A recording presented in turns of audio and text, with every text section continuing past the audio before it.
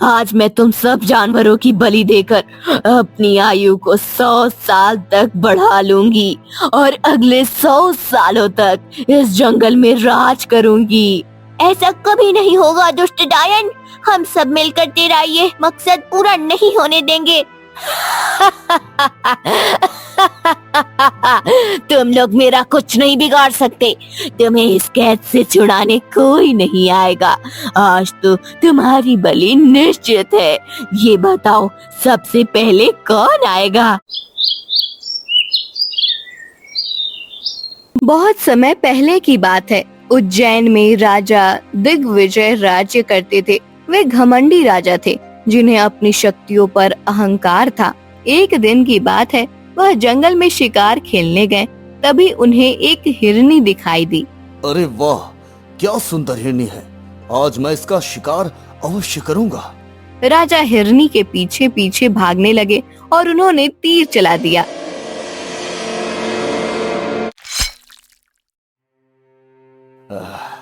अब मैं हिरनी की खाल लेकर ही महल जाऊंगा। राजा वहाँ पर जाकर देखते हैं तो यह क्या, एक साधु का बालक मृत पड़ा हुआ था। ये तुमने क्या किया राजा? तुमने मेरे पुत्र को मार दिया। मैं तो हिरनी का पीछा कर रहा था। साधु महाराज, आपका पुत्र बीच में आ गया, मेरा कोई दोष नहीं। मूर्ख राजा, तुमने उस हिरनी के लिए मेरी संतान को मार दिया। मैं तुम्हें श्राप देता हूँ, तुम्हारी संतान हिरनी बन जाए और जंगल में भटकता रहे। हाँ। नहीं नहीं महाराज, ऐसा मत कीजिए, मुझे क्षमा कर दीजिए महाराज। साधु महात्मा राजा की बात सुने बिना वहाँ से चले गए। राजा महल लौट आए। उन्हें अपनी इकलौती पुत्री राजकुमारी मान्यता की चिंता होने लगी, जिसे उन्होंने बेहद प्रार्थनाओं से प्राप्त किया था। राजकुमारी मान्यता, राजकुमारी मान्यता।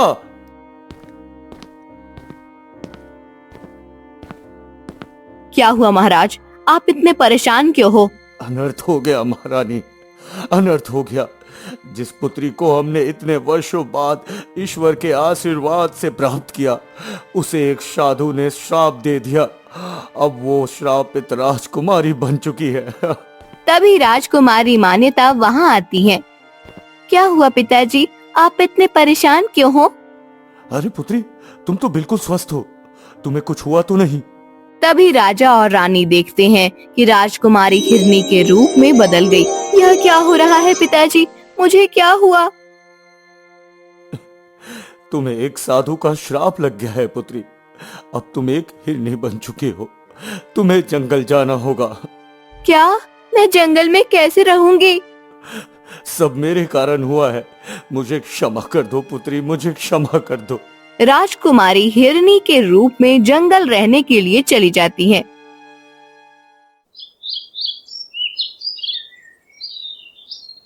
अब मैं यहाँ कैसे रहूंगी? मेरे तो कोई दोस्त भी नहीं है। तभी राजकुमारी ने देखा कि सामने से नीलकंठ मोर अपनी धुन में चला आ रहा है। सुनो मोर। अरे मोर किसको कह रही हो? मेरा नाम तो नीलकंठ है, मुझे नीलकंठ बुलाओ। अच्छा नीलकंठ, तुम यहाँ नई नई आई हो, तुम्हारा क्या नाम है? मेरा नाम राजकुमारी मान्यता है। अच्छा, तुम तो खुद को राजकुमारी कहती हो, क्यों झूठ बोलती हो? सचमुच मेरा नाम राजकुमारी मान्यता है और एक साधु के श्राप के कारण मैं हिरनी बन गई हूँ। अच्छा, तो क्या अब तुम पूरा जीवन जंगल में रहोगी? पता नहीं। अब चलो, मैं तुम्हें अपने मित्रों से मिलवाता हूँ।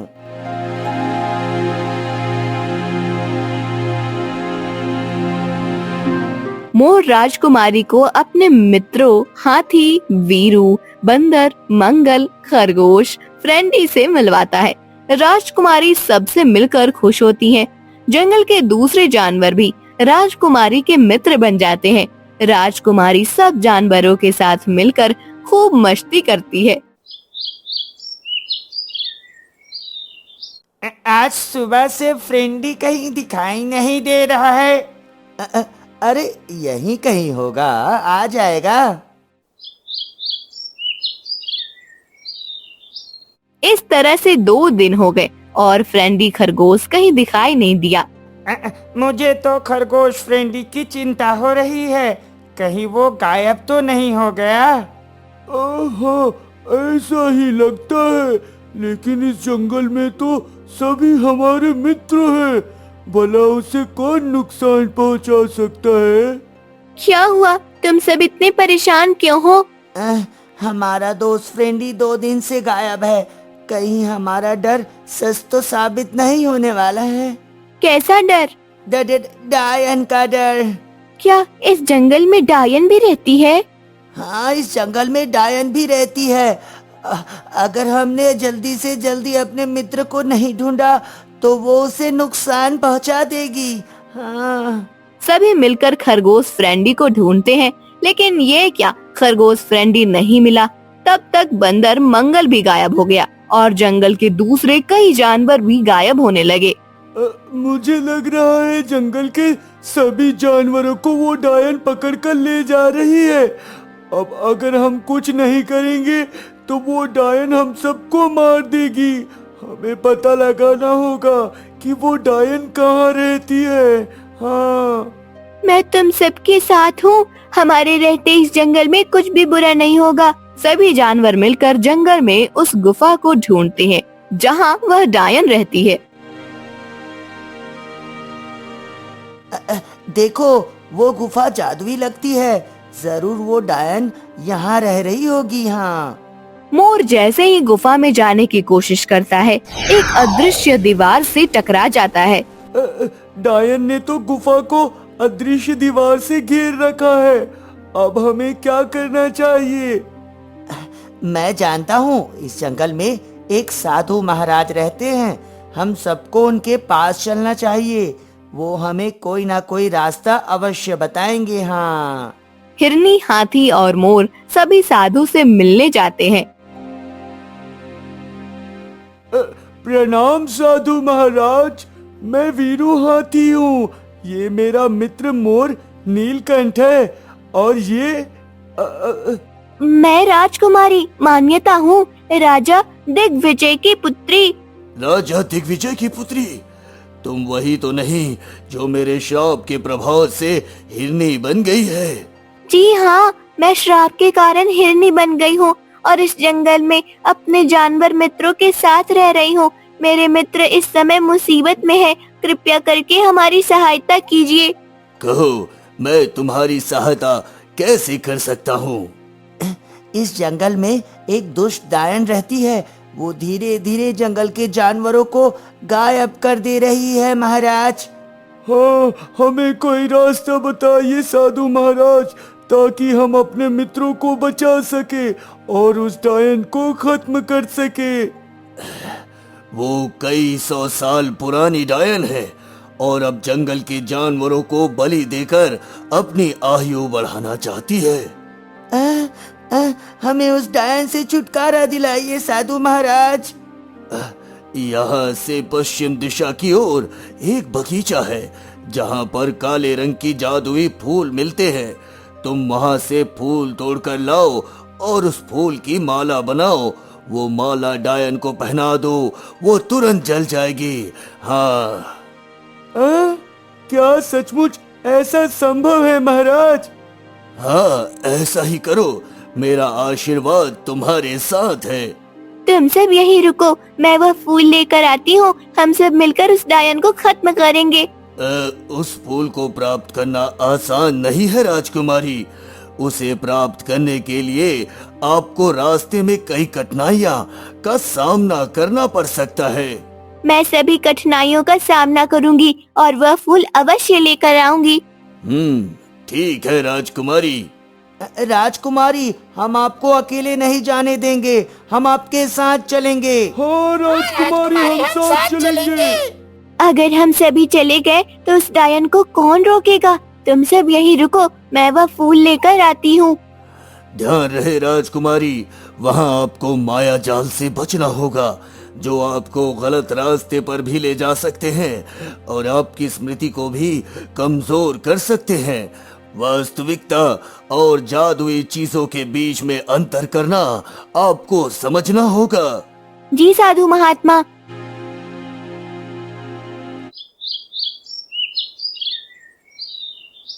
राजकुमारी पश्चिम दिशा की ओर आगे बढ़ने लगती हैं। तभी उन्हें एक बूढ़ी स्त्री दिखाई देती है। क्या मुझे इस बुढ़ी स्त्री से जादुई फूल के बारे में पूछना चाहिए? लेकिन साधु महात्मा ने कहा था कि यहाँ सभी से सावधान रहना है। अरे हिरनी, इधर कहाँ भागी जा रही हो? मैं जादुई फूल लेने जा रही हूँ। यहाँ कोई जादुई फूल नहीं है, तुम्हें किसी ने मूर्ख बनाया है। नहीं नहीं, साधु महाराज ने कहा था जादुई फूल पश्चिम दिशा में है। तुम वापस जाती हो या मैं तुम्हें अपना विकराल रूप दिखाऊं? बुढ़ी स्त्री ने हिरनी को डराने की कोशिश की। तभी हिरनी ने देखा कि उस बुढ़ी स्त्री की कोई परछाई नहीं है। वह समझ गई कि स्त्री मायावी है, कोई वास्तविक नहीं। हिरनी ने डरने के स्थान पर उस मायावी का सामना करना ठीक समझा। मैं तुमसे नहीं डरती, मैं तुम्हारा सामना करूंगी। मैं वह जादुई फूल लेकर रहूंगी। तुम सचमुच में बहादुर हो। बताओ तुम कौन हो? मैं उज्जैन के राजा महाराज दिग्विजय की पुत्री हूँ। एक श्राप के कारण हिरनी बन गई हूँ और जंगल में भटक रही हूँ। कृपया करके मेरी सहायता कीजिए। यह तुम्हारी पहली परीक्षा थी जिसमें तुम सफल हुई।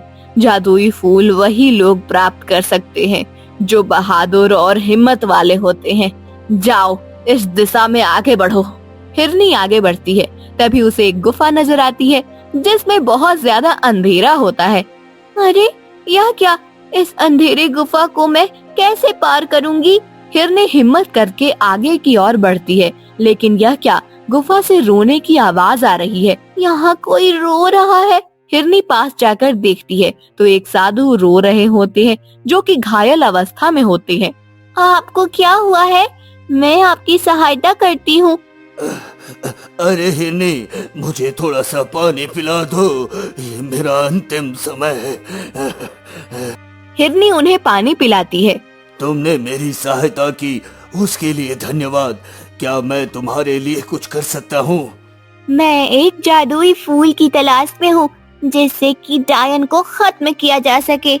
अच्छा, काले रंग के जादुई फूल। हाँ साधु महाराज। साधु महाराज ने हिरनी को अपना कमंडल दिया। ये एक जादुई कमंडल है। ये तुम्हें हर उस स्थान पर कुछ सेकंड में पहुंचा देगा जहां तुम जाना चाहते हो। हिरनी ने वह कमंडल ले लिया और गुफा में आगे बढ़ने लगी। गुफा समाप्त हुई, लेकिन जादुई फूल का बगीचा अभी भी नहीं आया।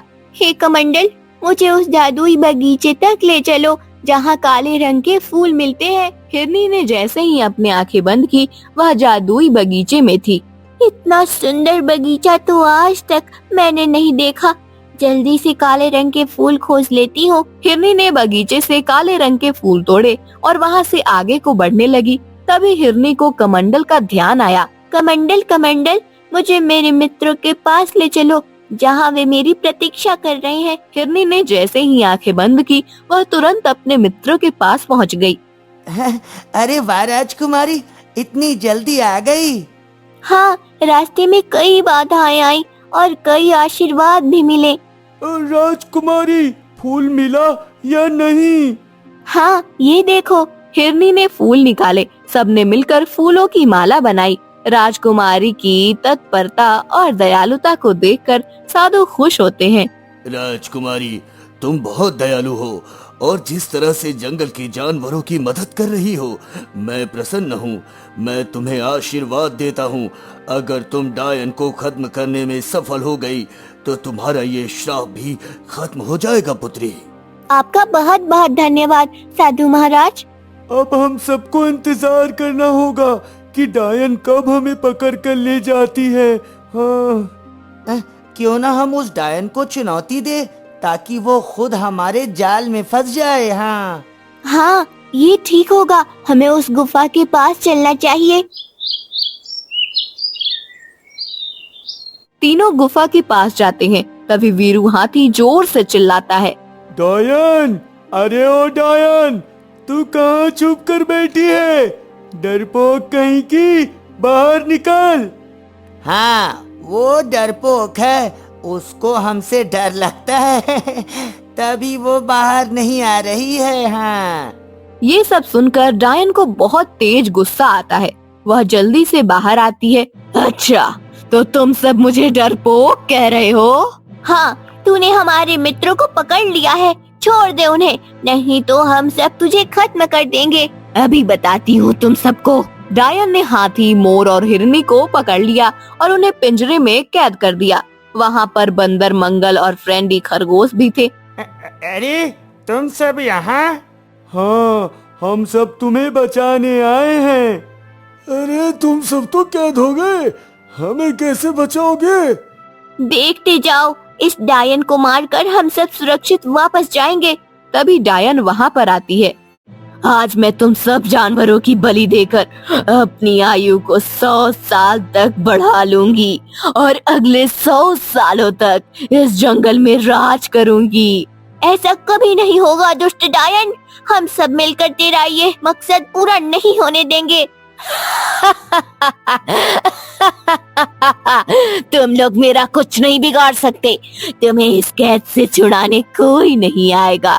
आज तो तुम्हारी बलि निश्चित है। ये बताओ, सबसे पहले कौन आएगा? हमें छोड़ दो, हमने तुम्हारा कुछ नहीं बिगाड़ा। हाँ, तुम जैसा कहोगे हम वैसा करेंगे, हमें यहाँ से जाने दो। हाँ, हमें छोड़ दो, तुम्हें इस जंगल पर राज करना है, हम तुम्हारी सहायता करेंगे। हाँ? कैसे? तुम सब किस तरह मेरी सहायता करोगे? अगर तुम मुझे और मेरे मित्रों को यहाँ से जाने दो, तो हम जंगल के दूसरे जानवरों को पकड़कर तुम्हारे लिए लाया करेंगे। तुम उनकी बलि देना और ताकतवर हो जाना। मैं तुम सब की बातों में नहीं आने वाली, आज मैं तुम्हारी बलि दूंगी। देखो, हमारी बलि हो जाएगी तो तुम्हें फिर से जंगल में जानवर ढूंढने पड़ेंगे। तुम्हारी सहायता के लिए कोई नहीं होगा। हाँ, आखिर तुम जंगल की महारानी बनने वाली हो, तुम्हारे पास सेवक होने ही चाहिए। हाँ, बात तो सही है, मुझे सेवकों की आवश्यकता पड़ेगी। क्या तुम सब सचमुच मेरे सेवक बनोगे और जंगल के जानवरों को पकड़ कर लाओगे? हाँ, ऐसा ही होगा। बस तुम हमें जान से मत मारो, हम जीवन भर तुम्हारी गुलामी करेंगे। ठीक है? हाँ, आज से तुम हमारी महारानी हो, हमें छोड़ दो। हाँ हाँ, डायन महारानी की जय, डायन महारानी की जय। डायन जानवरों का पिंजरा खोल देती है। सभी बाहर आ जाते हैं। हमने तुम्हें पूरे मन से महारानी स्वीकार किया है, इसलिए हम तुम्हारा स्वागत फूलों के हार से करना चाहते हैं। क्या सचमुच? हाँ। ठीक है, अब मैं खुश हूँ, मेरे इतने सेवक हैं। हिरनी काले रंग के जादू फूलों का हार डायन को पहनाती है। हार पहनते ही डायन के शरीर में आग लग जाती है और वह जलने लगती है। हाँ, ये तुम सबने क्या किया? तुमने मुझे धोखा दिया। बुराई का अंत हमेशा बुराई होता है। तुम जंगल के निर्दोष जानवरों को मारना चाहती थी और देखो तुम्हारे साथ क्या हुआ। डायन जलकर राख हो जाती है। सभी जानवर आजाद हो जाते हैं और जंगल की ओर खुशी खुशी बढ़ने लगते हैं।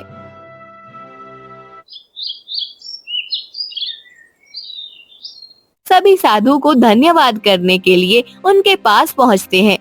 साधु महाराज, साधु महाराज, हम सबकी जीत हुई।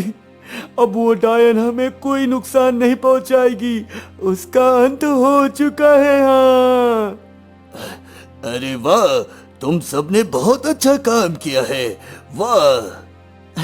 हाँ, सचमुच राजकुमारी बहुत साहसी है। ये सब कुछ इन्होंने ही किया है। इन्होंने डायन का सामना करते हुए उसे फूलों की माला पहनाई। हाँ, मेरा आशीर्वाद है कि राजकुमारी पहले की तरह हो जाए, उनका सारा श्राप खत्म हो जाए। साधु के इतना कहते ही हिरनी राजकुमारी के रूप में बदल जाती है। आपका बहुत बहुत धन्यवाद साधु महाराज, आपने मुझे श्राप मुक्त कर दिया। मैं अब श्रापित राजकुमारी नहीं। राजकुमारी अब अपने महल वापस जाने लगती हैं। सभी जानवर उन्हें विदाई देते हैं। राजकुमारी, हमसे मिलने जरूर आना। हाँ राजकुमारी, जरूर आना हमसे मिलने। हाँ, मैं तुम सबसे मिलने आया करूंगी। राजकुमारी अपने महल वापस लौट जाती हैं। राजा दिग्विजय और रानी अपने पुत्री को वापस पाकर बेहद खुश होते हैं।